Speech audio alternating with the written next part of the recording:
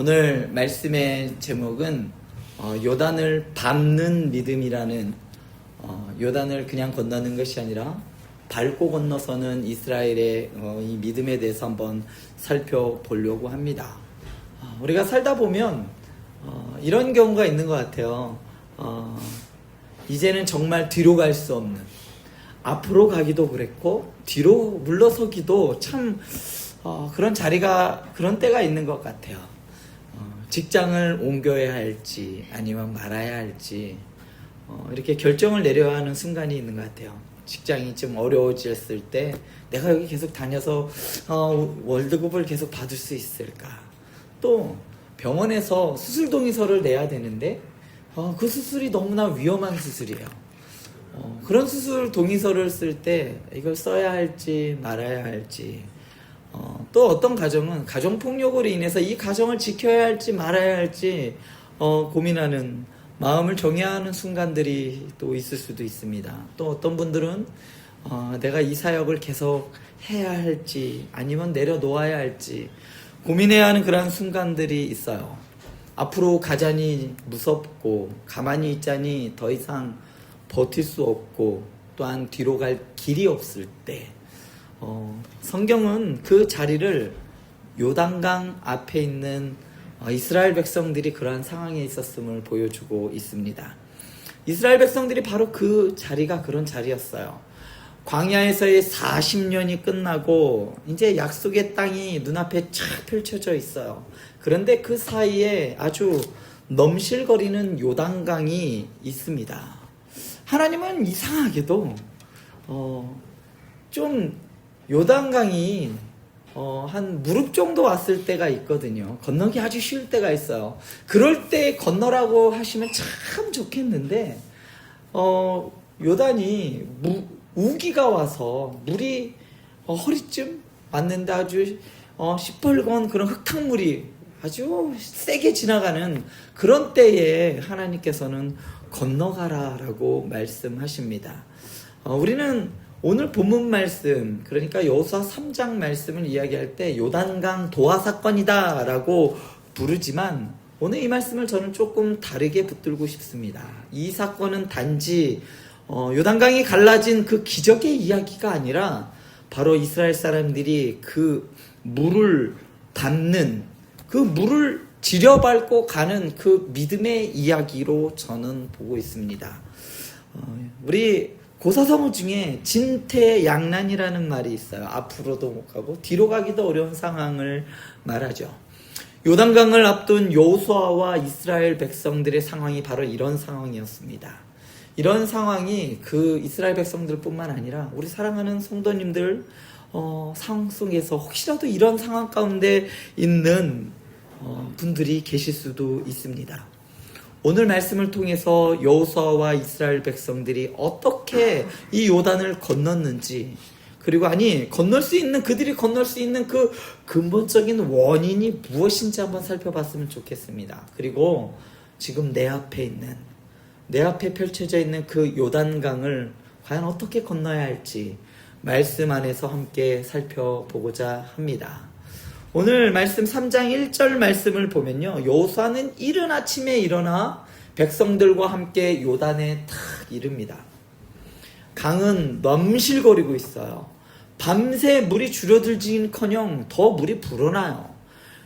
장정이나 여자아이나 노인이나 짐이나 가축까지 모두 다 이 요단강에 쫙 일렬로 배열합니다. 60만에 달하는 이스라엘 백성들이 한 줄로 쫙 강가에 있어요. 사실 조금만 더 기다려서 물이 좀 낮아진 다음에 건너도 될 것 같은데 하나님께서는 명령합니다. 바로 지금이야. 지금 강까지, 바로 지금 강 앞까지 가라고 명령하십니다. 우리도 그럴 때가 있어요. 상황이 다 정리된 다음에, 그런 다음에 믿음의 결정을 내리고 싶은데 조금 더 안정되면 순종하고 싶고 조금 더 내 상황이 나아지면 내가 순종하고 싶은데 하나님은 오히려 강이 가장 커 보일 때, 가장 위험해 보일 때 그 강 앞까지 우리를 이끌어 가십니다. 왜 그러실까요? 5절 말씀에서 보면 여호수아는 백성들에게 이렇게 말합니다. 너희는 자신을 성결하게 하라. 여호와께서 내일 너희 가운데에 기이한 일들을 행하시리라. 여기서 중요한 건 순서예요. 어떤 순서냐? 먼저 어떻게 하라고 얘기하죠? 너희가 스스로 성결하게 하라. 이것은 내일 할 일이 아니라 너희가 지금 당장 오늘 해야 할 일이 무엇이냐? 바로 하나님 앞에서 성결하게 하는 거라는 말입니다. 그 다음에 내일, 오늘 성결하게 하면 내일 어떤 일이 벌어지냐? 내일 기이한 일을 하나님께서 행하실 것이다. 오늘 우리가 해야 할 것은 하나님 앞에서 성결한 거예요. 그러면 하나님께서는 내일 하나님께서 하신다는 말입니다. 오늘 우리가 스스로 정결하게 하나님께 나아가는 것, 오늘 이 시간 하나님 앞에 나아가는 것, 그러면 하나님께서는 내일 기이한 일을 행하실 것이라는 말입니다.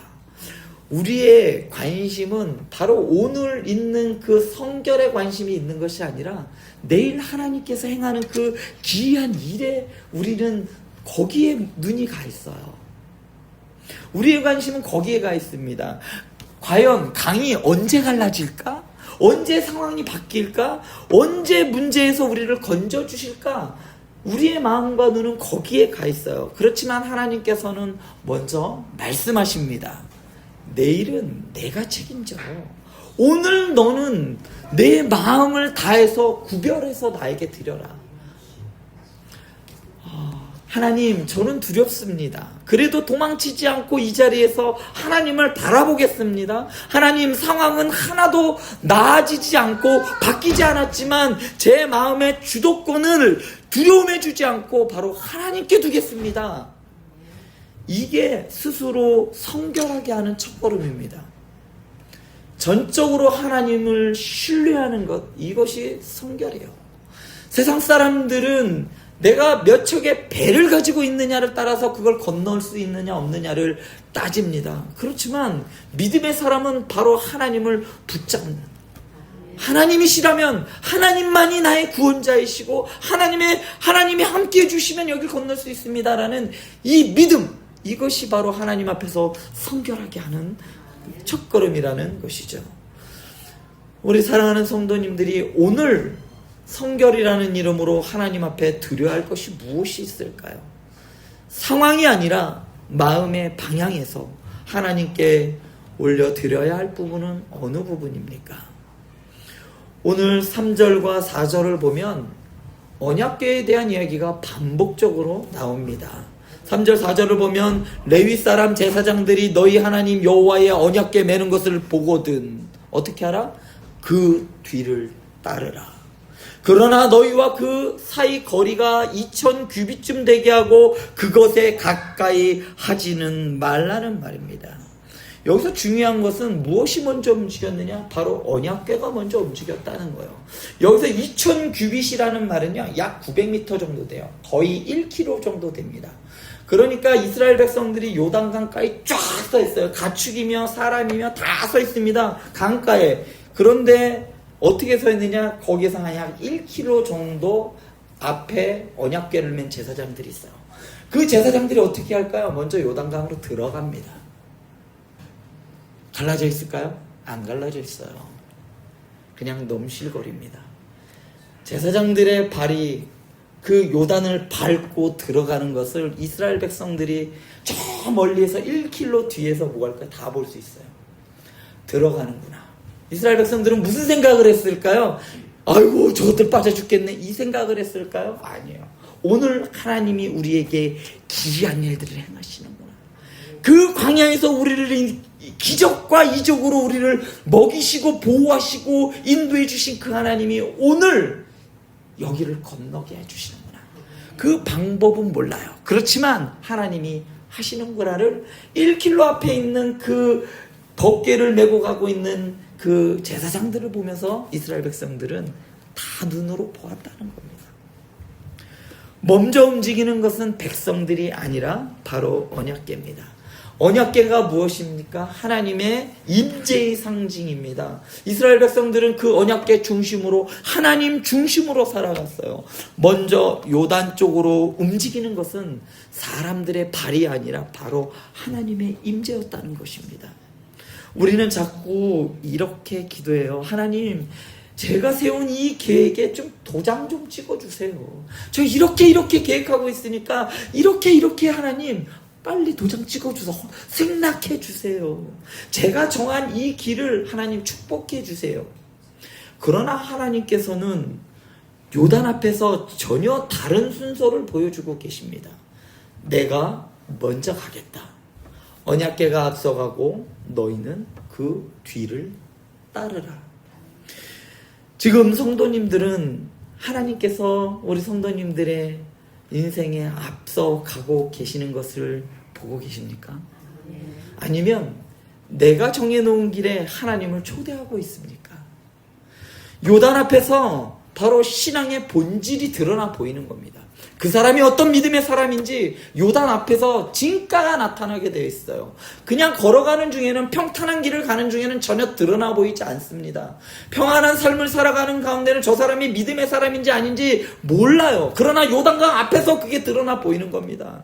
요단 앞에서 두려워서 야, 이러려고 우리를 여기로 보내셨구나. 왜 여기로 보낸 거야? 불만하는 사람이 나타나는 반면에 또 어떤 사람은 하나님께서 오늘 우리에게 큰 일을 행하시는구나 기대하는 사람이 있다는 겁니다. 누가 앞서가는가? 바로 하나님이 앞서가십니다.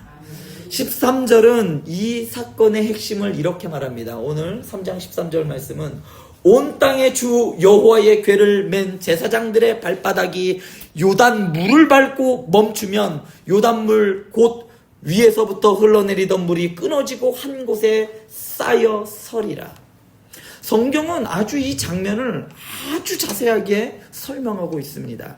발바닥이 요단 물을 밟고 멈추면, 갈라졌다는 얘기가 아니라 요단강으로 그냥 뛰어 들어갔다는 말입니다. 그때 위에서부터 흘러내리던 물이 멈췄다는 말입니다. 물이 멈춘 게 아니에요. 물이 먼저 갈라지고 물이 멈춰서 그랬던 것이 아닙니다.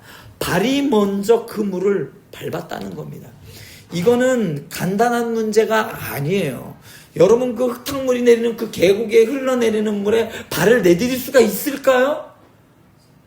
그런 목숨을 걸어야 되는 겁니다. 빠지면 어떡해요? 휩쓸려 가면 끝나는 겁니다. 그러니까 이스라엘 백성들은 지금 뭘 하고 있는 거냐면 목숨을 건 거예요. 근데 그거조차도 조금도 두려워하지 않고 의심하지 않고 하나님의 알겠습니다. 앞에 넘실거리는 그 파도가, 그 물이 안 보였을까요? 보였어요. 다 보입니다.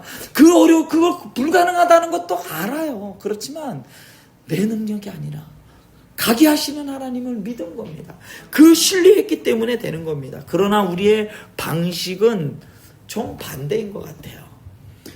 하나님, 상황이 먼저 안정되면 순종하겠습니다. 문이 열리면 가겠습니다. 문제가 해결되면 헌신하겠습니다. 하지만 오늘 요단을 건넌 이스라엘의 그 원리는 이렇습니다. 발이 먼저입니다. 순종이 먼저란 말이죠. 그리고 나서 기적은 그 다음에 일어난 겁니다. 믿음은 기적을 보고 나서 움직이는 것이 아니에요. 하나님의 말씀 때문에 먼저 순종해서 움직이는 것이 바로 믿음입니다. 지금 우리는 물이 멈추기를 기다리고 계시지는 않습니까?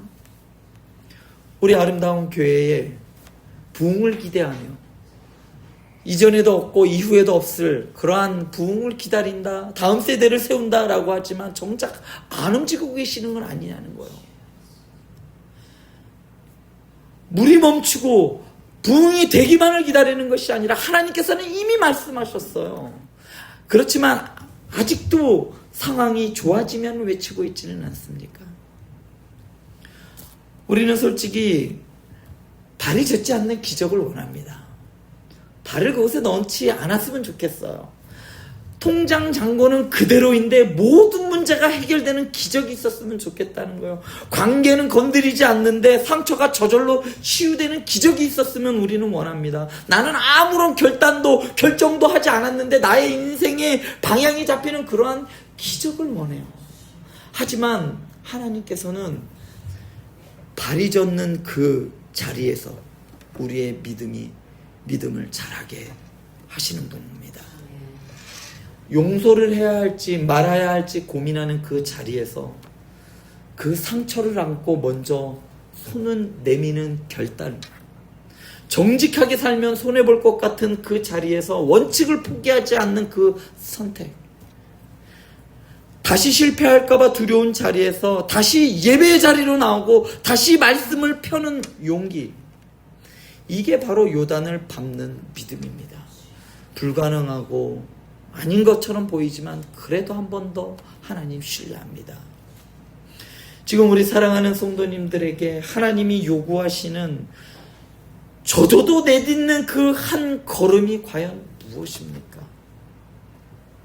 오늘 13절을 보면 하나님은 물이 아니라 발바닥을 기준으로 말씀하신다는 걸 볼 수 있어요.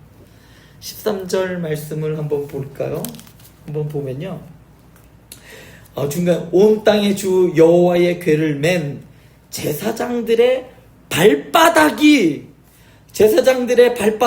요단의 물을 밟고 멈추면, 기준이 무엇이냐? 발바닥이 기준이라는 말이에요.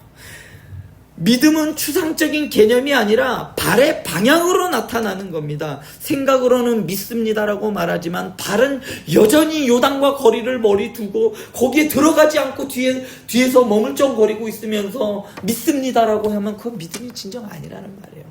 믿었기에 발을 내딛는 겁니다. 젖음에도 불구하고 그 안으로 들어가는 겁니다. 그냥 학자들은 이때에 이스라엘 이 제사장들의 발이 어디까지 들어갔다라고 얘기하냐면 허벅지까지 들어갔을 것이다라고 이야기를 해요.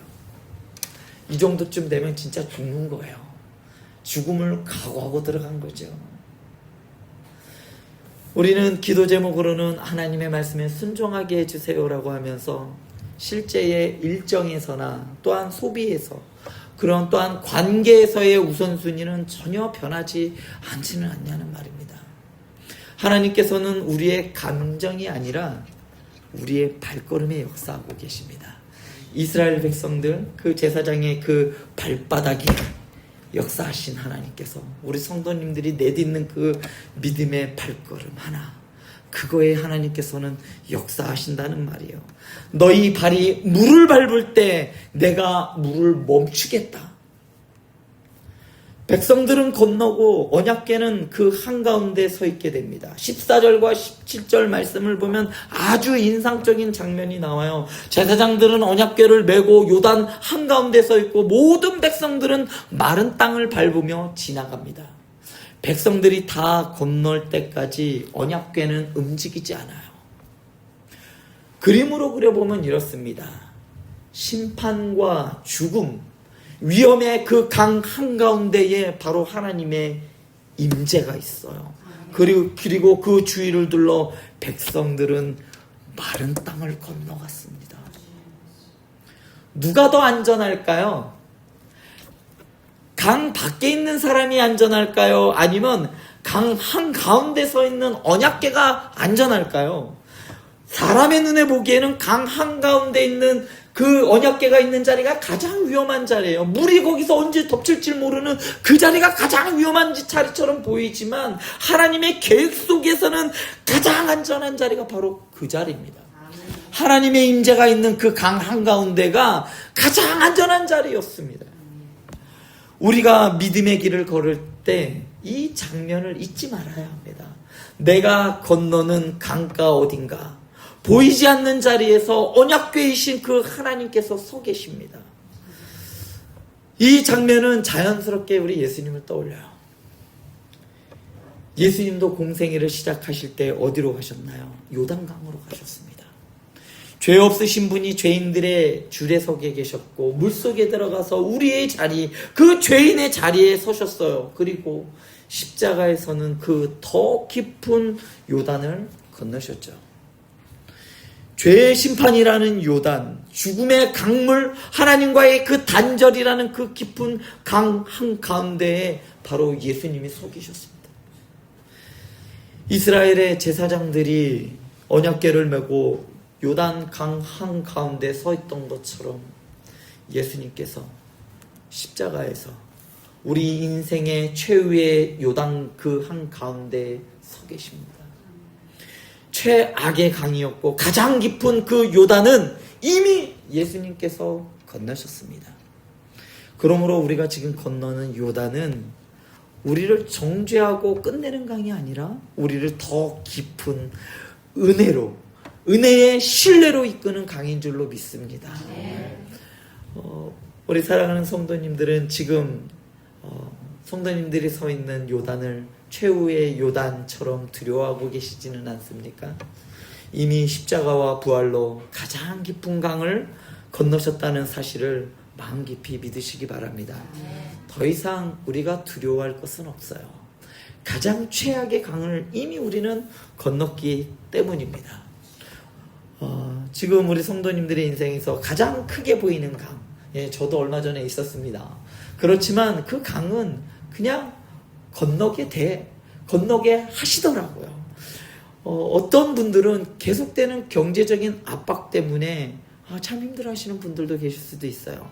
풀리지 않는 부부 관계나 가정 안에서의 그 문제들, 중독의 문제, 또 무너지는 자존감의 문제, 또 앞이 보이지 않는 그러한 사역이나 아니면 직장의 문제, 이러한 문제들이 있을 수 있습니다.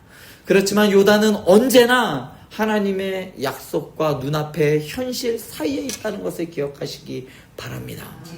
라합이 무너지기 전 성 안에서 결단했던 것처럼 성이 무너지기 전에 라합은 결단했어요. 내가 누구를 따를 것인지 결단했다는 거예요. 나는 소문으로 들었던 그 하나님을 섬기겠다 결단하였던 것처럼 여호수아와 이스라엘은 아직 갈라지지 않은 그 요단 앞에서 발을 내디뎌야 했습니다. 우리도 그 사이에 있어요. 약속은 들었지만 현실은 여전히 변하지 않아요. 여전히 현실은 단단하고 강물은 여전히 넘실거리고 있습니다. 그 자리에서 하나님은 우리에게 묻습니다. 너는 상황을 보고 결정하겠느냐, 아니면 나를 보고 한 걸음을 내딛겠느냐. 지금 우리 성도님들이 건너지 못하는 요단강은 어디 있습니까? 하나님이 오늘 우리 성도님들에게 요구하는 그 첫 발자국은 무엇입니까? 오늘 말씀에 요단을 건너는 장면을 보면 한 사람씩 몰래 건너는 것이 아닙니다. 백성들이 한꺼번에 다 건넜다는 말이에요. 어느 부분만 여기서 여기만이 아니라 아까도 말씀드렸듯이 60만의 사람들이 한 줄로 쫙 섰다니까요. 그냥 건너갔어요. 그대로 줄 서서 한 줄로 쭉 간 게 아니라 옆으로 서서 그냥 건너갔어요. 얼마나 장엄합니까? 그때 물이 벽을 이루어서 쏟아지지 않게 하셨다고 하셨어요. 그냥 무슨 자연현상으로 어떻게 한 것이 아니라 그런 말조차 할 수 없도록 하나님께서 벽을 이루어서 물길을 끊어버리시고 이스라엘 60만의 사람들이 그 앞에서 일렬로 그냥 쭉 건너가게 만드셨어요. 그 장면을 여리고에 있는 사람들이 봤단 거예요. 교회는 혼자서 알아서 잘 건너가 보라고 하는 것이 아닙니다. 함께 발을 떼어주는 공동체가 바로 교회입니다.